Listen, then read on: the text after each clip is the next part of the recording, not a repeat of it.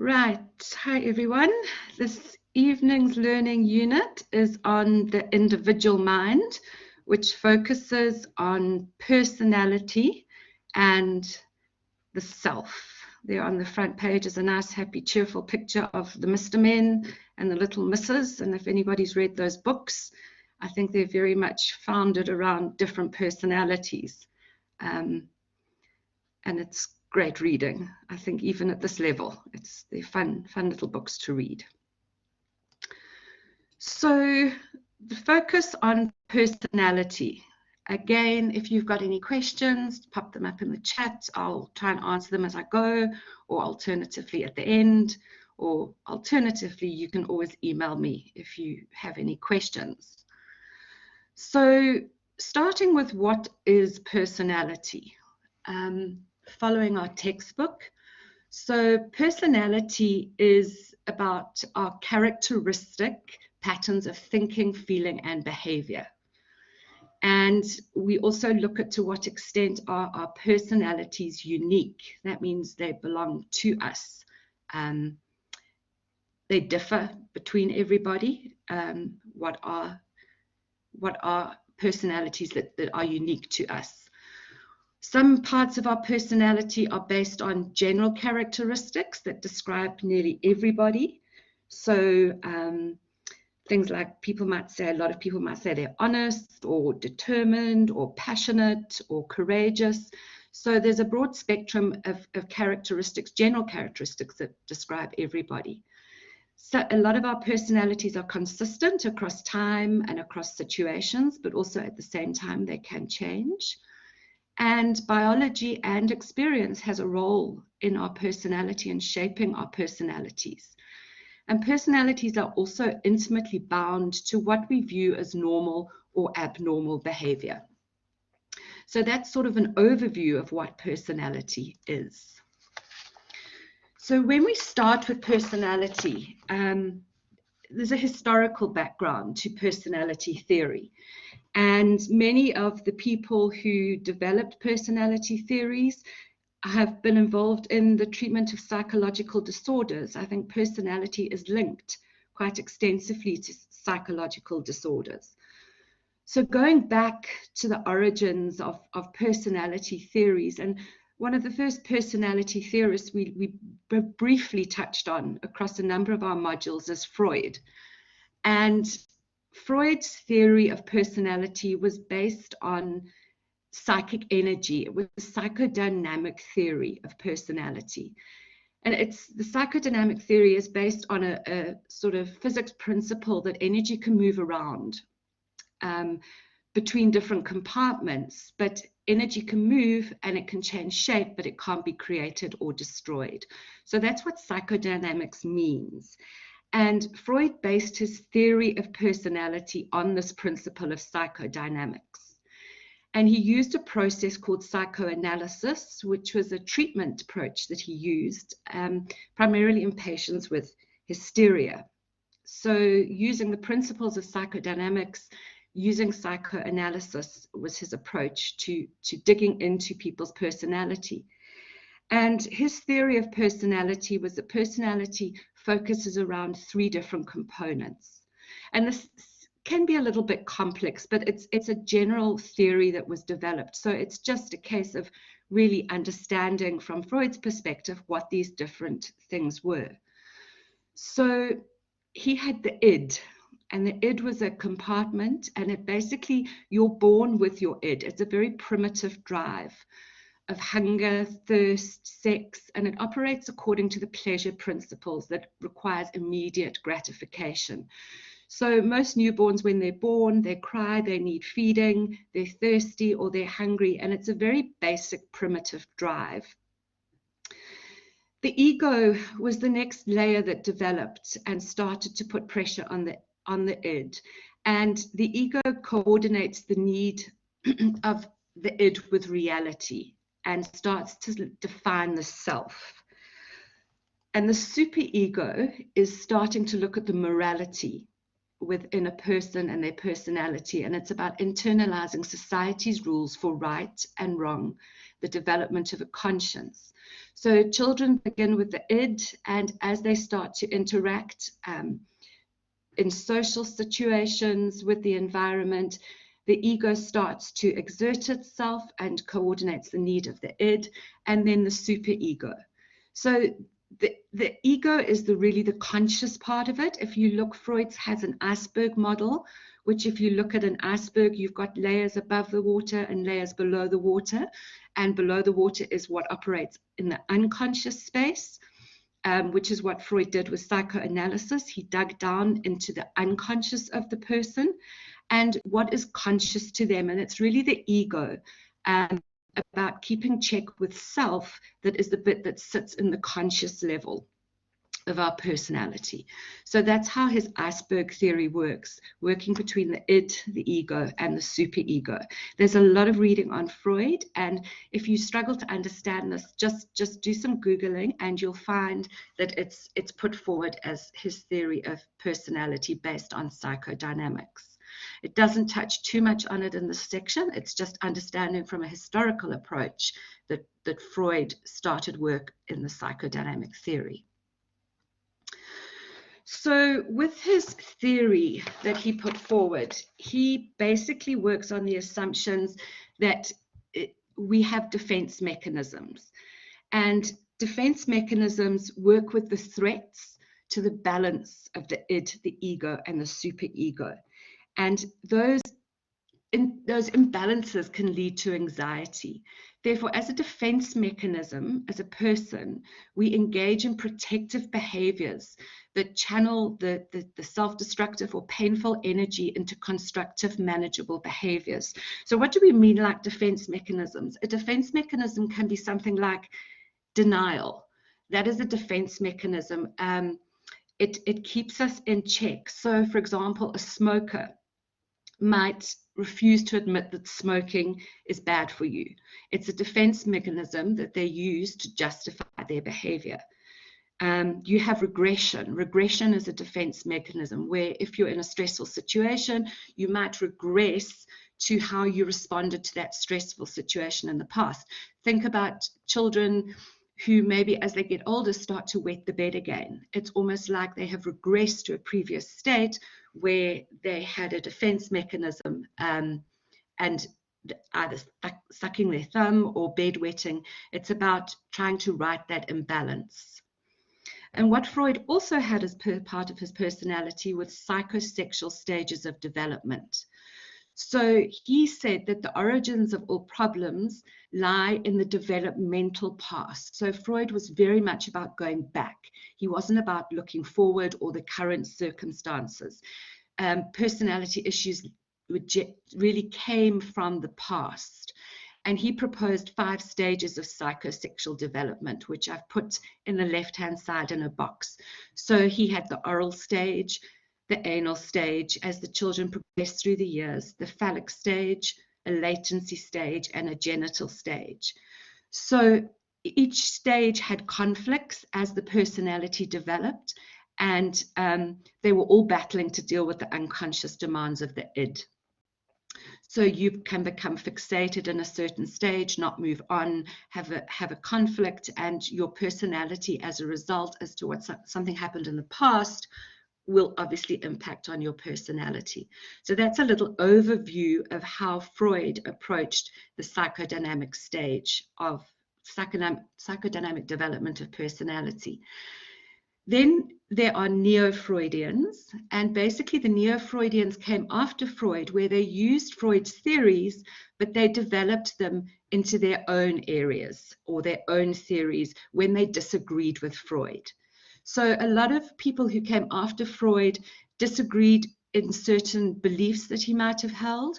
Freud believed that behavior was motivated by sexual urges. He believed that personality is formed by early childhood experiences, and human nature and society are inherently driven by sex and destruction. So those with the Neo-Freudians evolved after Freud because they didn't believe in some of his theoretical components. So some of the examples of Neo-Freudians that you might have or that are raised, and we've also mentioned some of these over previous chapters when we've looked back at the history of psychology. Adler was someone who could be considered a Neo-Freudian. He looked at inferiority complexes and compensating for inferiority. Something like if you don't feel worthy, you might buy yourself a nice flashy car to compensate for your feeling of inferiority. He also looked at birth order in terms of personality, and whether you're an older sibling or a younger sibling, the birth order had an impact on personality. Karen Horney was a female psychologist. She was also a Neo-Freudian, and her focus was very much on the role of male domination in society, the role of women in society, and looked at anxiety triggers, need for love and security. And we also have Jung. He was also considered a Neo-Freudian and is probably one of the most read post-Freud. Jung believed in the collective unconscious.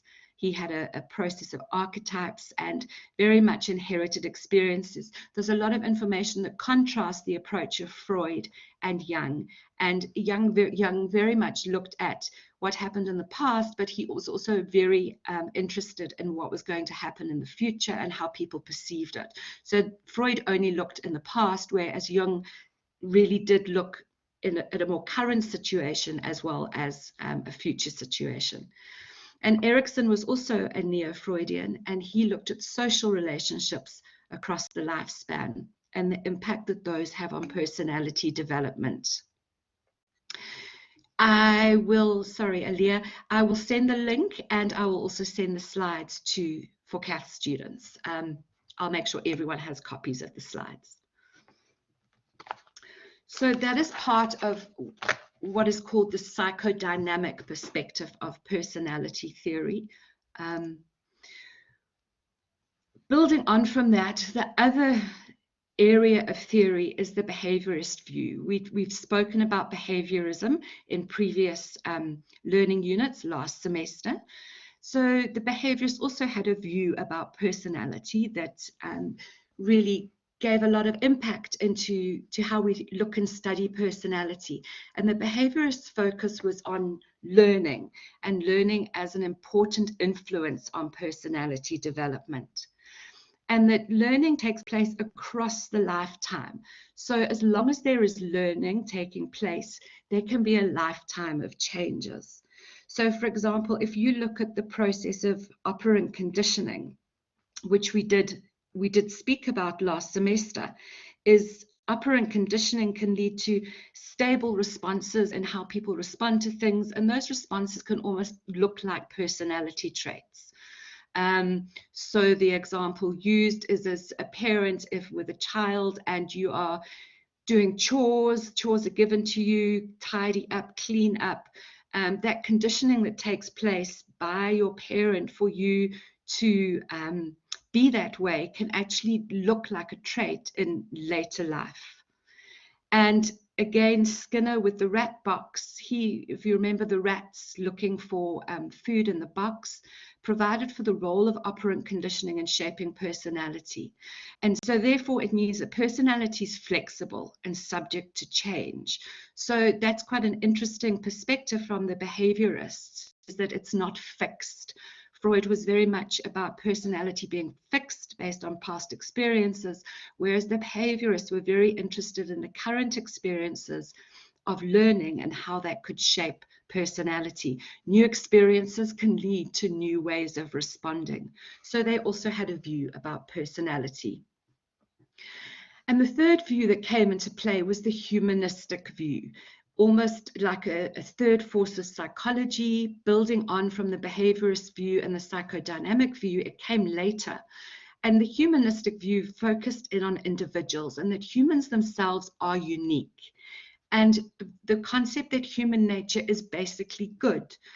A lot of the theorists that came before had very dark theories. Jung with his archetypes, Freud about sexual repression, whereas the humanistic view looked at the good elements in people. And the way they did that was they focused not necessarily on everybody, but they focused in on exceptional people and what makes them exceptional in order to dig deeper into personalities. So some work that Maslow did, we spoke about Maslow's hierarchy of needs, and we will carry on to speak about Maslow more in future chapters, is Maslow looked at exceptional people and found that exceptional people share traits. So the traits that were noted is that exceptional people have traits of having fewer friends, exceptional people have a sense of humor, and exceptional people have periods of mystique or unique experiences. So very much a focus on what makes people different, and then what are some of those similar things that those people have. Carl Rogers was another humanistic psychologist, and he focused on the fact that humans strive towards self-actualization or maximizing individual potential. That's what drives your personality. So following a path of feelings will lead to a healthy and productive life. So Rogers very much looked at the real self and the ideal self. So the real self is how you actually are, and that the self that we're striving towards, continually striving, and those sort of interactions or those congruences is where the personality develops. It's where the real self is balanced against the ideal self. And any judgmental treatment between the two can lead to disordered behavior. So very much the focus was in the process of personality development, but being humanistic and the focus that was taken, it's often criticized for being unscientific in its approach. Exactly. So the humanistic view, it does consider individuals who are socially acceptable or desirable to be acceptable. It's the balance between the real self and the ideal self, and where those come into conflict and cause incongruence, it's where you can get disordered behavior. So then there's also the trait theory. We've spoken a little bit about traits before, and a trait theory, a trait is basically a stable personality characteristic. So those people who were looking at traits really looked at all the different types of personality characteristics that there were. I think in the textbook it mentions at that point there were like 4,500 different personality traits that were listed in the dictionary. And they started to narrow them down by looking at correlations to see which traits had relationships with each other. A correlation means that there's two variables, and those variables have a relationship. So the correlation can be positive or negative, but there is a relationship between those two variables. So that's what they looked at. And again, being so many and so many different correlations, they used a process of factor analysis. And these are all terms that as you work through psychology, it's an important part of statistical analysis in psychology, is looking at correlations, looking at factor analysis to narrow down variables. And they managed to bring all of those variables down to a few latent variables for explaining group characteristics. So they narrowed down those 4,500 observable traits through a process of correlation and factor analysis, and they came up with 16 major personality traits.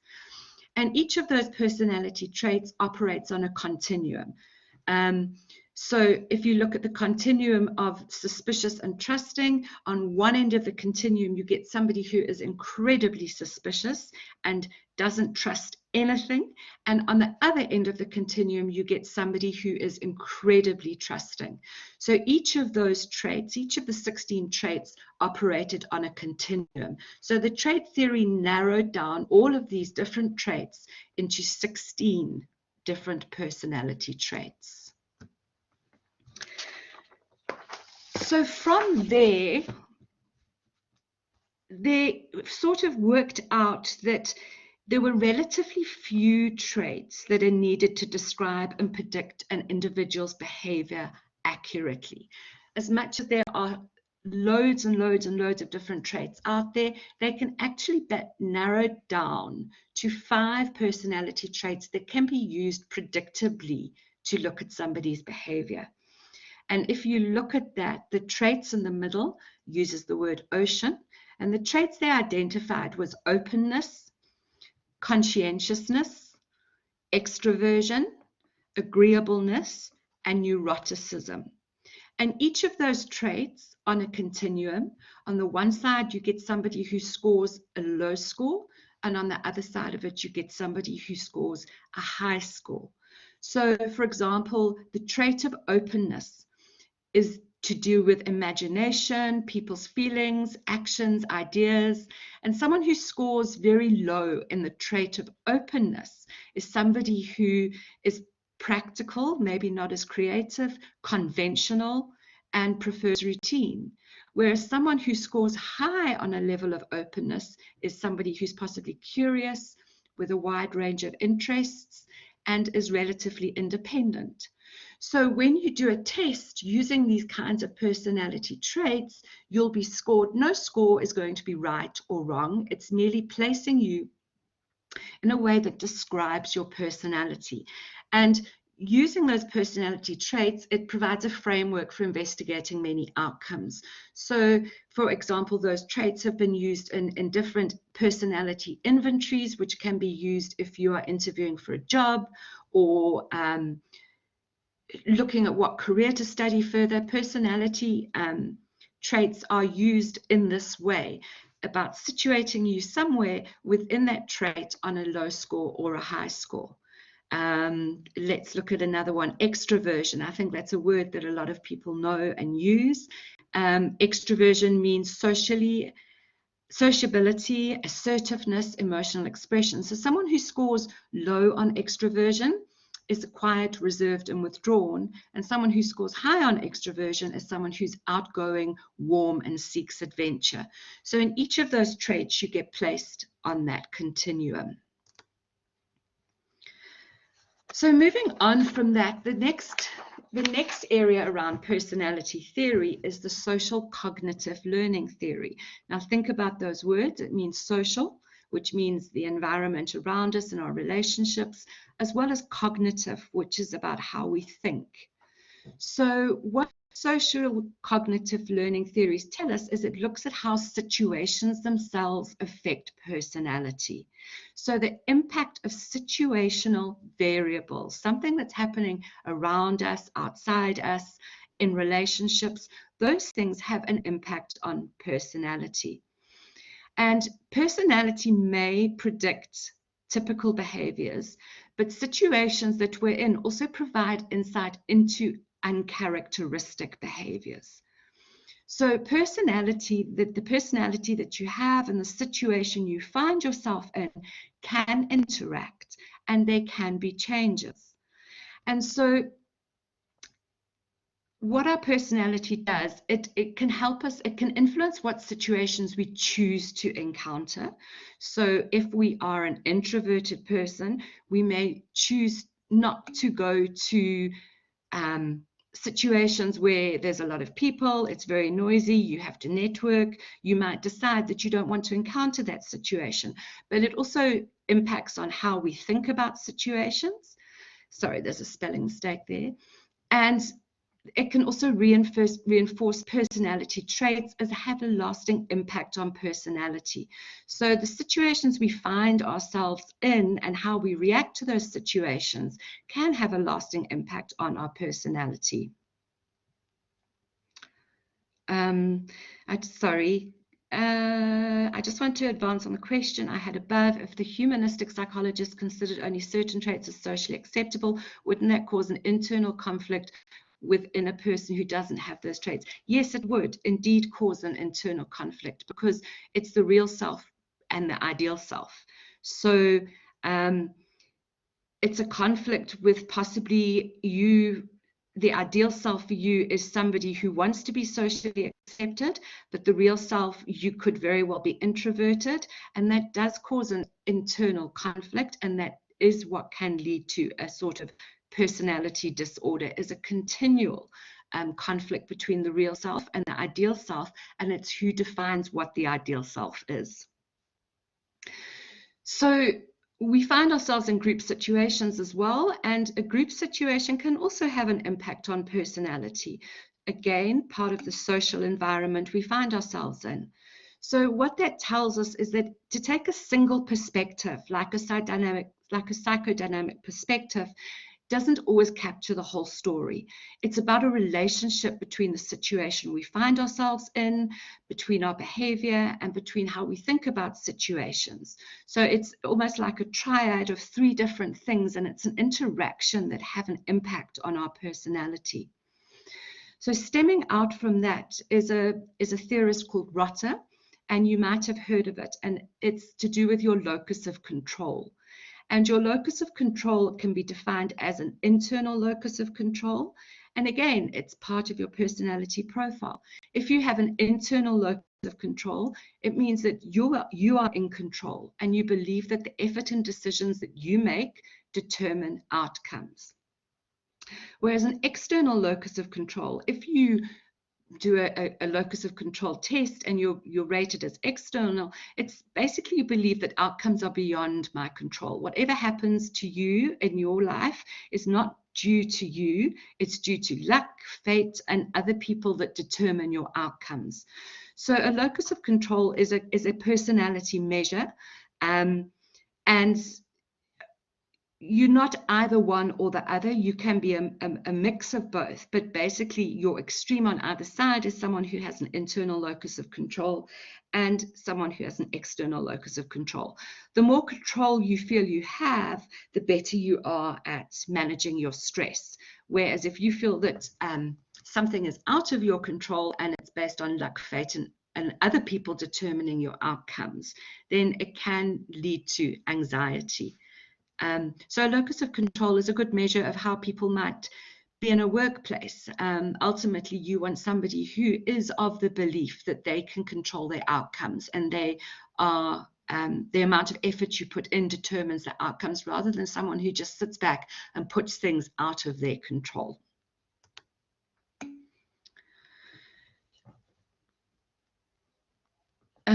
Can extroversion lead to personality disorders, or this is so? No, it's neither. Extroversion and introversion don't lead to personality disorders directly.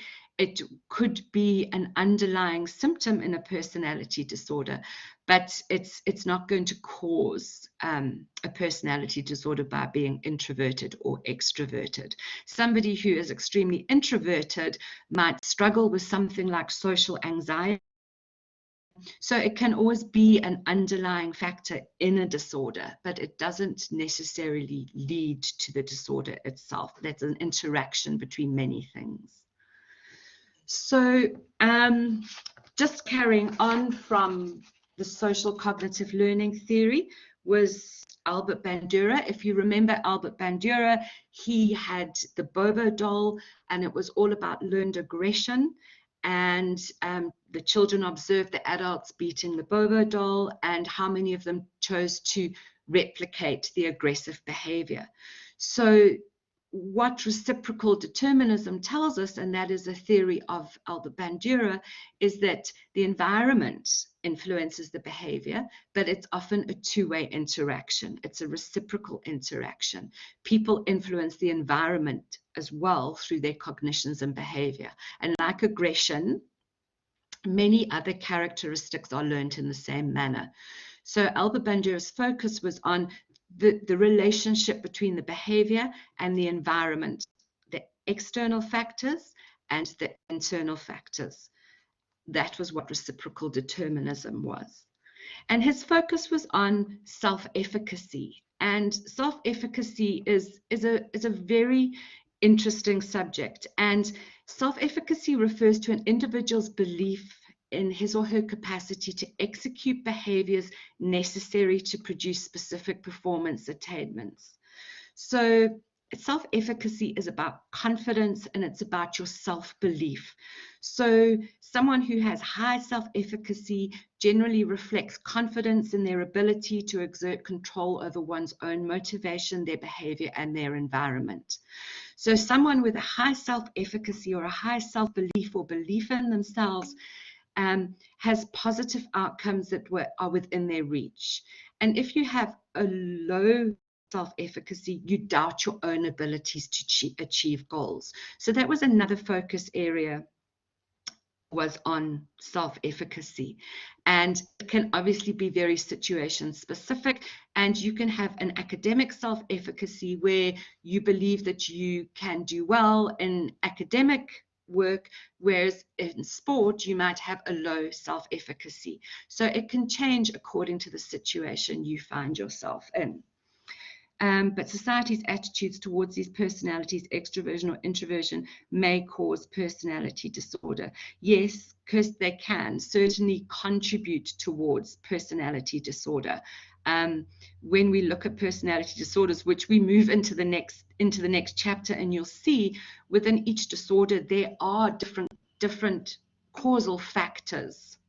Exactly, it's a factor. It doesn't cause. Causation is often caused by an interaction between factors. And the final part of the social cognitive learning theory was the if-then relationships.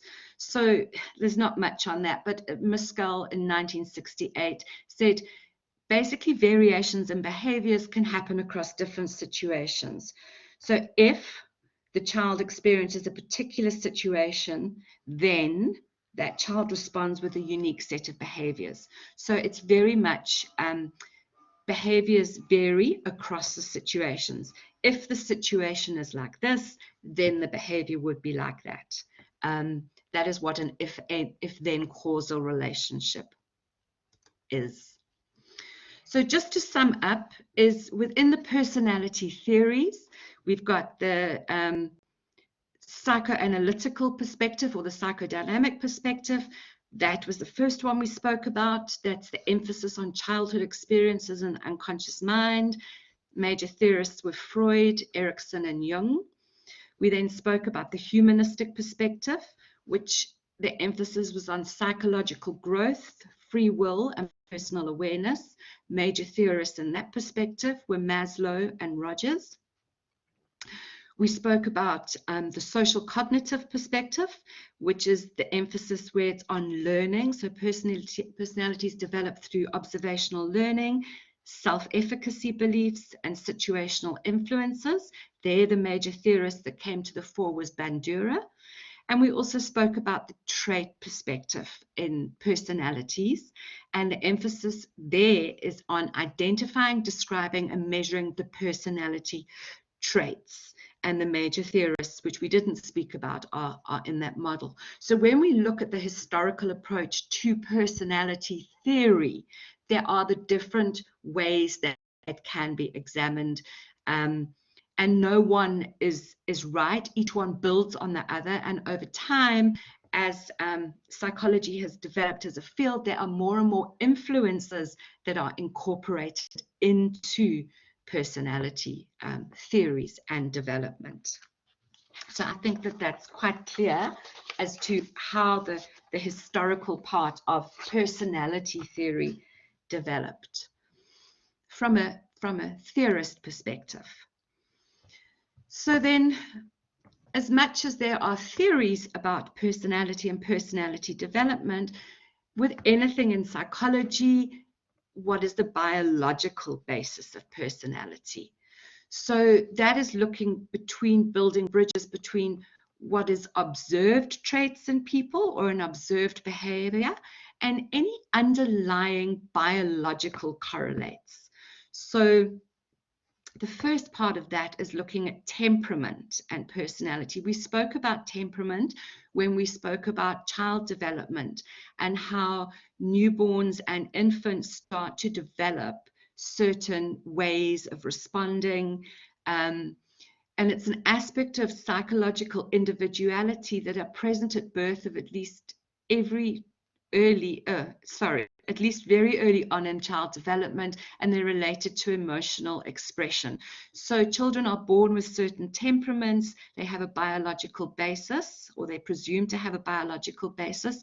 So obviously that has an impact on personality. And as the child begins to interact with social and physical environments, so their temperaments change. But moving into adulthood, those temperaments are looked at in terms of they can affect as a personality, as an adult personality, how you react to a situation can be very much based on your temperament. So how do you react to different or challenging stimuli? How you react varies in intensity and timing. Do you react to a challenging situation quickly with high levels of anxiety, or do you react to something more slowly with low levels of anxiety? So in adults, the way temperament comes forward is around reactivity. And temperament also affects our ability to self-regulate. Self-regulation is very important, and it's our ability to control attention, our own attention, and inhibit responding to perceived stimuli. So temperament comes through as a biological basis of personality, and as we get older and adults, the way that's looked at is how we react to situations and how we control ourselves in those situations, all stem from our temperaments with a biological basis to them.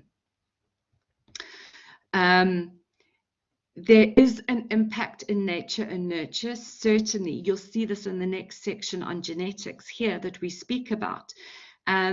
Everything has a shared interaction around nature and nurture. And I think with temperaments, how you're raised as a child, your temperament, although it is relatively stable, it can change due to parenting. And parenting is a very big role in the nurture component of development, all aspects of development. So genetics, we've spoken about genetics. So a large genome-wide study where they study the different genes, narrowed it down to 6 sort of genes that are significantly associated to the big 5 personality traits. So there is a genetic correlation there. And when people study genetics, they use twins generally, a twin study. It's referenced quite a lot when we look at examples of genetics. And the twin study is where they look at the genetic and environmental influences on a trait using twins. So twins who are raised together or twins who are raised apart. Twins become very integral in these kinds of studies. And they found that sets of identical twins, whether they were raised together or whether they were raised apart, they showed similar traits, regardless of whether they were raised together or apart. Some of those traits had a high positive correlation, some had slightly lower, but irrespective of that, it showed that they generally had a positive correlation, whether they were raised together or apart. So therefore, genetics has been found to have a heritability in personality development.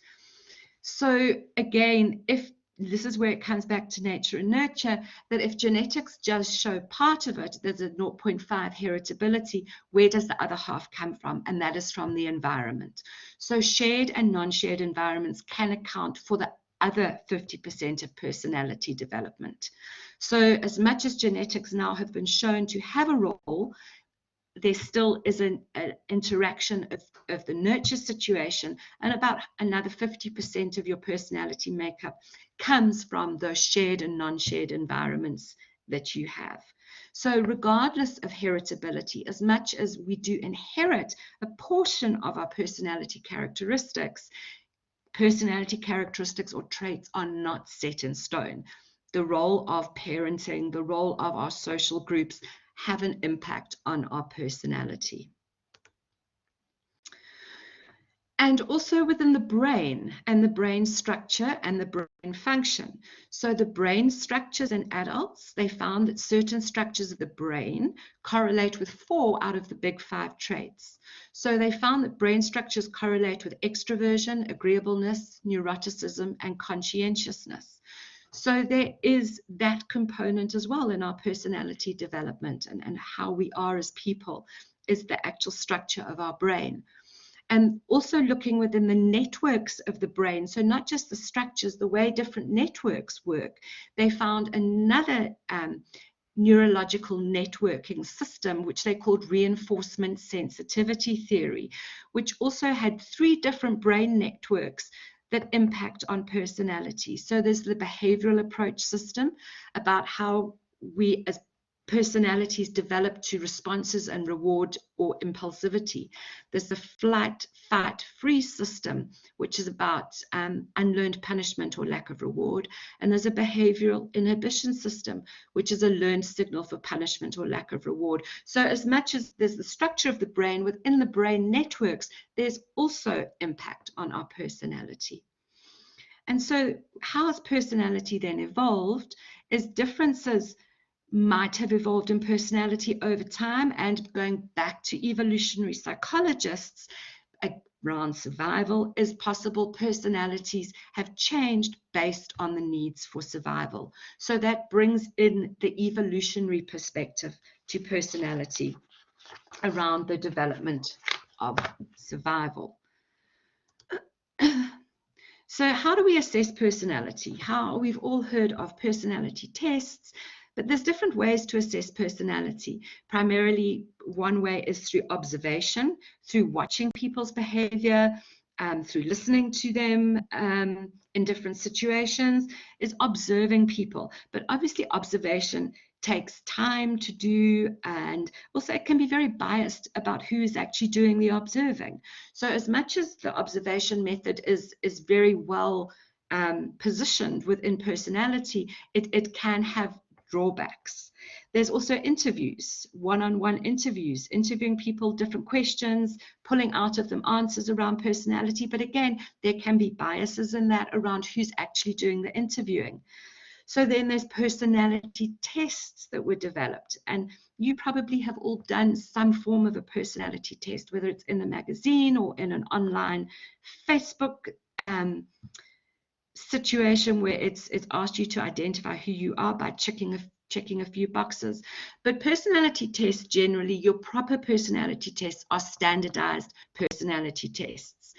It means that they're comprehensive, that any kind of test, in order to meet criteria of actually being a standardized test, it needs to be valid. So whatever test is developed has to go through a whole lot of regulatory procedures to make sure that it actually is a valid test. Does it test and measure what it's supposed to measure? That's the first point about any test. Is it valid? It's like writing a psychology exam, but some of the questions are about English communication. It means that that is not a valid test. It's not measuring what it's supposed to measure. And it also needs to be reliable. So that's why when you do personality tests, there's often a comprehensive marking approach to it, whoever is interpreting it. And it needs to produce the same results every time, no matter who is marking it, who is drawing the conclusions.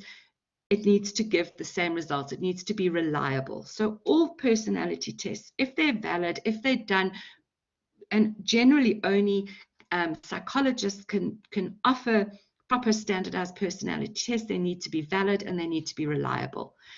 But again, with testing, it does rely on self-report. That's what you say. You can say what you actually think people want you to say, what needs to be socially appropriate. So even within a test, you might answer the answer that you feel needs to be appropriate. So a personality test captures explicit information, but it also doesn't necessarily capture the implicit aspects of personality. It can capture beliefs, how people feel about something, but it doesn't always capture what the impact of those beliefs are on the behavior. So standardized personality tests, again, as a way of measuring personality, there can be advantages and disadvantages, and there are a number of standard personality tests. And moving forward, I mean, people are finding new ways all the time to examine personalities. For example, through analyzing your social media, there can be algorithms to see what you've liked over a period of time. I think these things run in the background all the time. And so by analyzing all the likes that someone's put on their social media page can actually generate some kind of personality profile about you. So what kinds of personality tests do we see? And I'm sure, like I said, you've done some of these. A personality inventory. So that's like your test that you get. It uses scales, rating from disagree to agree, or multiple choice. So an example of a scale, and you might go to develop your own kind of test where a Likert scale, that's agree or disagree, and somewhere in between you rate it. It's less subjective, and the advantage to personality profiling or inventories is they can be used on a large scale quickly and inexpensively. So a type of personality inventory is your Myers-Briggs type indicator. It's quite a standard personality test, and there you're classified into one of 16 different personality types around being either an introvert or an extrovert, a sensor or an intuitive, a thinker or a feeler, a judger or a perceiver. So you could be an extrovert, sensor, thinker, perceiver. You could be classified like that. You see that in career, I think, guidance, and it gives you a sort of personality classification, and then it can link you to certain careers that meet your personality. So that's a kind of personality inventory test. A projective test is sort of more subjective, and that's the Inkblot test. And again, it aims by looking at that inkblot to access the unconscious mind, by giving you that sort of picture, and basically your interpretation of that picture is a projection of your personality. So it was developed by Rorschach, his Inkblot test, and he wanted to design a test to explore how people saw the world around them with all the psychological depth that implies. So it's based on the premise that seeing is not just an act of the eye, but of the mind. Okay, so again, who interprets that test is relatively subjective, but it's a well-used personality test. It's a projective test as to how you see things. So the next section is basically, it's about what does it mean to have a self. A self is our personal knowledge about ourselves. What patterns of thoughts, feelings, and actions are seen in ourselves. And it's a fundamental part of psychology, that distinction between self and others. And I think that is also where your psychological disorders come in, because it is a differentiation between yourself and other people around you. So when we look at the self, we look at those items: self-concept, self-awareness, self-esteem, and self-regulation. It's all to do with yourself. It's looked at as the ABC.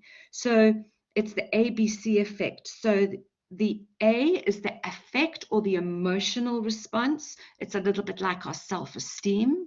The B is our behavior. It's about our self-knowledge, about ourselves, our relationship with others. And it's about cognition. How do we organize that information when we think about ourselves? So the concept of self is a very important concept. It gives us a sense of unity. It gives us a sense of continuity. Who are we in the past? Who are we in the present? Who do we want to be in the future? It gives us a sense of embodiment, that it's inside of us. It gives us a sense of free will. It gives us a sense of space in time, our location. It's about using that first person perspective, and it embeds us in a social network. So how we see ourselves, how we understand ourselves, has a very big impact on who we are and what our personalities develop. So the first point of that is self-concept. That is, I am. I am old, I am young, I am tall, I am short. It can be a demographic factor about yourself. It can be a personality factor. I'm always happy, I'm really sad. It can be about relationship features with I'm sociable, I'm introverted. It's how you are understanding yourself to be. I have got blonde hair, I have got brown hair. It can be a physical feature. So that is what defines us. It allows us to establish boundaries between ourselves and others. It's our self-concept. So obviously when we think about self, we have the way we organize that information about how we see ourselves, how we see others. And, you know, we look at information differently when looking at ourselves or looking at others. So types of self-concept, how people perceive themselves as our actual self. Like we said with Carl Rogers, the ideal self, how people would like to become. The ideal social self, how do we want other people to see us? The expected self, how people expect to see themselves at some future time. And social self, how people feel others see them. That's all part of your self-concept. And the effect called a self-reference effect is, again, it's about remembering things. And when a word is referenced to self, it can have better recall. So having a strong self-concept, having a strong idea of who you are in space and time, now and in the future, is a very important part of your personality profile. Your self-awareness. How aware are you of yourself? Look inside yourself. I think we see this all the time when we look at self-help or self-coaching, but it's about being self-aware, turning the analysis inwards into ourselves, self-study. So we look at our internal traits and our feelings and emotions, and it allows us to establish boundaries between ourselves and others. So being self-aware and becoming aware of a part of ourselves that we don't really like can often be negative. The example I've put on the left there is a sort of self-awareness tool that's used in team building. And it's called the Johari model. And it's about sort of enhancing the individual's perception on others. So the model's based on two ideas. Trust can be acquired by revealing information about you to others, and learning about yourself from others' feedback. So you might have a part of yourself which you know and which others see in you. You might have information that you are not aware of, but other people can see in you. So that feedback from others also adds to the self-awareness. That's where the uncomfortable part comes in, the negative emotions. Your hidden self, information about you that you don't know and others don't know. We've got to find that information. It's unknown to us and others. And unknown self, information about you that neither you nor others know. So it means turning it inwards. And obviously, when you look inside yourself, this is where your elements of self-consciousness come into being, which is an awareness of our characteristics and how they're perceived by others. So to know ourselves, some of those aspects of self-awareness are linked to our self-consciousness. And how we feel about ourselves and how we feel about ourselves in relation to others. So the spotlight effect, and I think a lot of us experience this, and especially I think in adolescence, is we overestimate how much attention other people are paying to us. We continually think that the spotlight is shining on us and illuminating all of our negative things, but it's an overestimation. People actually aren't. And dealing with that and those kinds of issues, again, that can lead to disorders around, like your social anxiety disorders. You are overestimating how much attention people are paying to you. You're very self-conscious. So being self-conscious also makes us behave more ethically, which is true in a group situation. If you think people are watching, you might not take, when you go to a restaurant and you get your mint at the end of it, and if you're self-conscious, you might not take the extra mint out the jar as you walk out the restaurant and put it in your handbag for later. So, you know, the more you think people are watching you, the more ethically you could behave. So how do we get knowledge about ourselves? Obviously, introspection.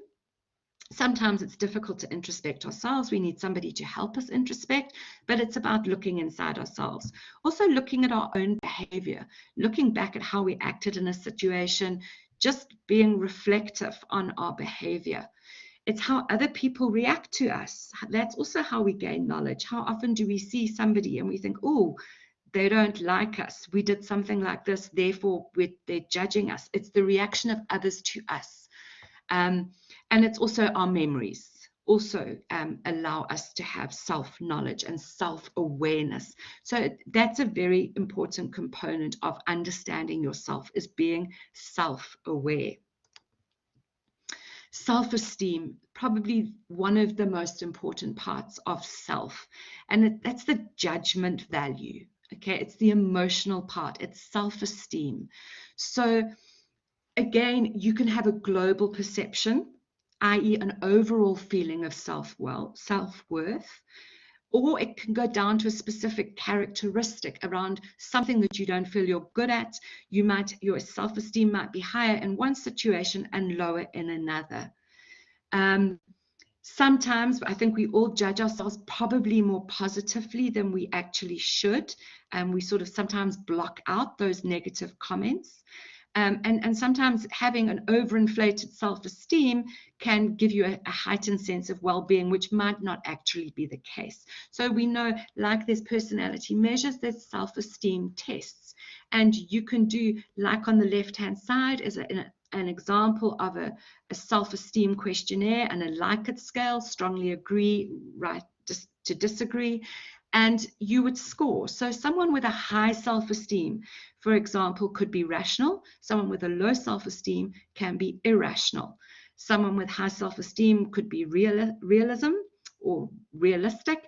Low self-esteem is blind to reality. High self-esteem flexible, low self-esteem rigid. So each of those different, how you rate on that scale can have an impact on your personality. But again, self-esteem is dynamic and it's multidimensional. It can be affected by so many different things. So where do we get our self-esteem from? How do we learn to feel good about ourselves and build self-esteem, which is an important part of self? And self-esteem is essential for psychological well-being. So therefore, because of that, it's been studied extensively. And self-esteem, and again, if you're in education and you work with small children, developing self-esteem in children is so important. And because it develops in early childhood, and it can be really impacted by attachments that children have with parents or teachers or peers. So it's really important that from a young age, there's a consciousness around developing self-esteem in children and continuing into adolescence and adulthood. And it doesn't change much over a lifetime. And early differences in self-esteem can be reinforced over time due to what activities you choose to participate in. And the reactions of other people to us. So in the top right hand there's different cycles. So if you are stuck with a low self-esteem, negative self-talk leads to low achievement, which leads to a negative perception of self and others, leads to unhappy relationships, leads to lack of confidence, back to negative self-talk.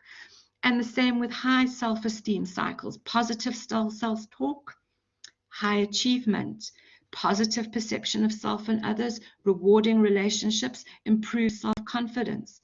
So, you can get stuck in a cycle where you just cannot break out of that low self-esteem, that belief in yourself. And it is reinforced by what we choose to do. So you might choose to push yourself out of a comfort zone and do something and realize you're good at it, and you would move and your self-esteem would increase. You achieve better, you have a better positive perception of yourself, etc., etc., etc. So it is very much influenced by social comparisons and the judgment of other people around us. So it's an emotional judgment. So you think about the role of social media on self-esteem, and nowadays that is so critical in personality, in adolescents, young adults, even adults, is what impact is the role of social media, where we're continually viewing selfies of other people. Viewing selfies all the time of others negatively correlates to self-esteem. The more selfies of others we look at, it can reduce our own self-esteem. Whereas if we look at groups of people, it correlates to positive self-esteem. So again, the role of social media on self-esteem, the role of society is crucial in helping people through these different challenges in their lives. When somebody has high self-esteem, you generally compare yourself to someone below you because that makes you continue to feel better about yourself. If you've got low self-esteem, you generally compare yourself to someone who is sitting above you. I wish I could be like that. I want to be like her. You're continually making upward comparisons. So again, those comparisons, who do you compare yourself to, has a very big impact on our self-esteem. So within the self as well, obviously, we don't look at it in isolation of just internally. Gender has a role, race, culture, all impact on self-esteem. So with gender, basically there's not much difference between self-esteem in men and women, but it was shown through a meta-analysis that males generally in adolescence have a slightly higher self-esteem than women, but that difference goes away over time, and generally there's not much difference between the sexes. And with ethnicity, a meta-analysis again has shown that there can be differences in self-esteem across races, which could be accounted for by cultural differences. But again, it depends on what's being measured. So attitudes across ethnicities also impact on measurements of self-esteem. So again, differences across gender, differences across ethnicity and culture. So cultural values can predict self-esteem. Adherence to cultural values and belonging to cultural groups or groups impacts on self-esteem. So all of those different things, the environment, that's where social relationships come into being, the environment, shared, non-shared environments, all impact on self and self-esteem. So can we use self-esteem to protect us?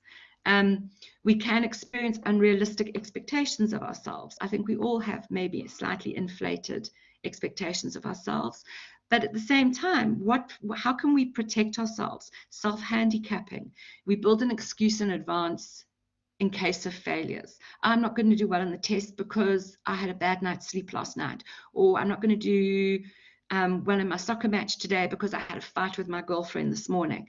It's about self-handicapping. So in advance, you're making an excuse for failure. And sandbagging is a concept about letting everyone know how bad you are at something in order to prepare them to see you fail. You tell all your friends, I'm no good at this. It's about letting everyone know how bad you are. So there are ways to sort of protect our self-esteem. Again, bask in reflective glory. I think we all do that. So when you associate with others that you admire, there's group glory, and by being a member of that group, it's sort of reflected glory. It increases your self-esteem. Some of it reflects back onto you again. And the unwanted effects of self-enhancement can often mean that you're disliked by other people. So if you're continually saying, I'm going to fail, I'm going to fail, I'm going to fail, because people would begin to dislike you. Advantages of self-esteem. So why is self-esteem so important? Self-esteem can lead to happiness. It can indicate persistence. Self-esteem can act as a buffer between us and negative situations. It can protect us. It can, if we're in a group, it can enhance dominance within peer groups. It contributes to belongingness and social maintenance. It interacts with the cultural world. It can be a buffer to the fear of death. It's advantageous to a group. There's better decision making in a group if the group is full of people with high self-esteem. You tend to make better decisions because you don't want to be shown up for making a bad decision.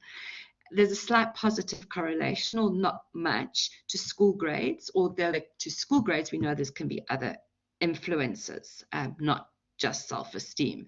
It's more likely that higher grades cause an increase in self-esteem. So there's huge advantages to self-esteem, and I think a lot of psychologists who deal with adolescents, this is one of their focus areas, is on developing self-esteem.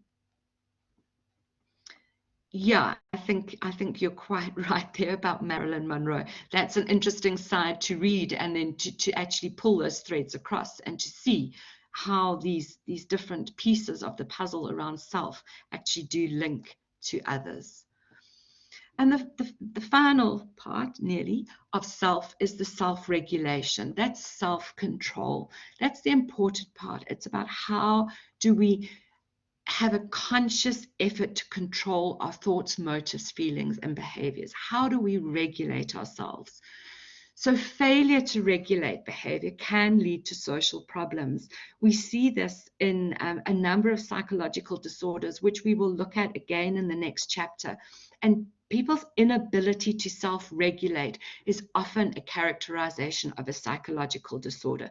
So if you look at OCD, obsessive compulsive disorder, compulsive hand washing, checking that the stove is off, making sure all your shoes are lined up in a certain way in your cupboard, you have no control. You have no ability to self-regulate that behavior. And there's different areas for self-regulation. It can be around emotions. It can be around your athletic performance. It can be around discipline. But it is the ability to be able to have some kind of self-control or willpower. So individual differences in self-regulation can appear from an early age, although supervision and again the role of adults can influence this, but there is also a component of your brain activity that has an impact on your ability to self-regulate your behavior. So we often make decisions between what is good or bad based on our current selves and looking at our future selves, about giving up smoking or giving up drinking or going on a diet. What do we want to be in the future? What do we want to look like? And how can our future selves regulate our current choices? And often our future selves can sit in judgment of our current choices. And that again links to the ideal self, impacting on how we feel about ourselves at this present time. And we can see that when we try, it's actually the ability to self-regulate is made harder when we think about not doing something. I'm not going to eat that chocolate that's sitting there. I'm not going to eat it. What do we think about all the time? It is the chocolate sitting there. So in order to avoid failure, we pay more attention to what we want to avoid. Therefore, it makes it harder. So that's the aspect of willpower. But self-regulation is a very important of the well-being of ourselves. So the final piece of the puzzle is the brain. Like in the past, we always say, what role does the brain play? And the self can be located in patterns of activity in the nervous system, especially the default mode network, which we focus on, that's the resting brain. The right hemisphere of the brain is active in the recognition of our own faces, how to recognize self, as well as the construction of stable habits and traits. They examine that through anesthetizing one half of the brain and working out that the right-hand side of the brain is the active part when it comes to the construction of habits, traits, and recognition. Schizophrenia, which is a disorder, can cause distortions in our sense of self, delusions, and we'll see that in the next chapter where we look at schizophrenia. It's about delusions that are a symptom that represents confusion over the behavior produced by self and others. So the brain and the self, there is a relationship there. The social self. So we've looked at the personal self, then there's the interpersonal self. Interpersonal is the people around us. So the personal self and interpersonal self. What influences our interpersonal self? It's our significant others, our family, friends, and co-workers, as well as the larger groups that we want to belong to, or we belong to, our collective selves. That all has a role on the interpersonal self. And we might be different in different situations. If you're in one group, your behavior or your sense of self might be very different to when you're in another group, or with your mom or a group of friends. Depending on who you're with, a significant other or a collective self, there's an impact on self. And the culture. So again, the concept of self, how we see ourselves, how we perceive ourselves, how much we know about ourselves, is different in different cultures. Your big cultural differences is whether it's an individualistic culture, or a collective culture. And we've spoken about this before. So when we look at a culture, the source of satisfaction, how do we get satisfaction about ourselves? In an individualistic culture where it's very much about you, it's your own experience of personal achievement. That's where the satisfaction comes from. But if you're in a collectivist culture, it's about belonging to a group. So your cultural differences have an impact on where your sense of satisfaction comes from. And it's also about a prediction of a sense of being similar to people in the group. So if you come from an individualistic culture, you'll very much perceive yourself to be unique. Whereas from a collectivist culture, to appear like others is more valued. So there's a table on the left there that shows the difference between contrasting values between individualistic and collective cultures, which very much has an impact on the sense of self.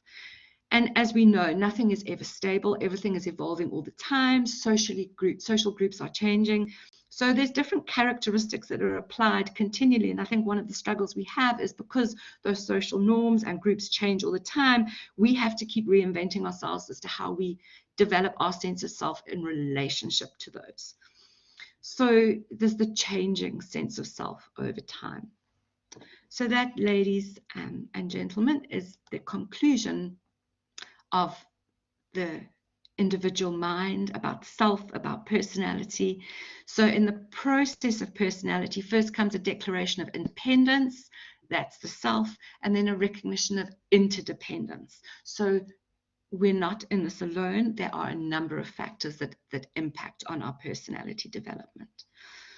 So that was the end of the section. I think it's really interesting. I think it's really great to be able to apply these things in your own life. Some of you might have done it if you've been to counseling, if you've been to some kind of coaching, if you've done assessments, you'll see how all of these things pull together. But it's something we need to continually be aware of.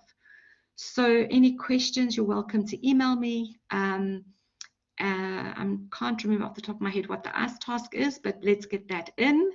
And yeah, guys, have a good evening. It's late, it's Monday. I'm sure you're all ready for bed. I am. So take care and enjoy. Thanks, guys.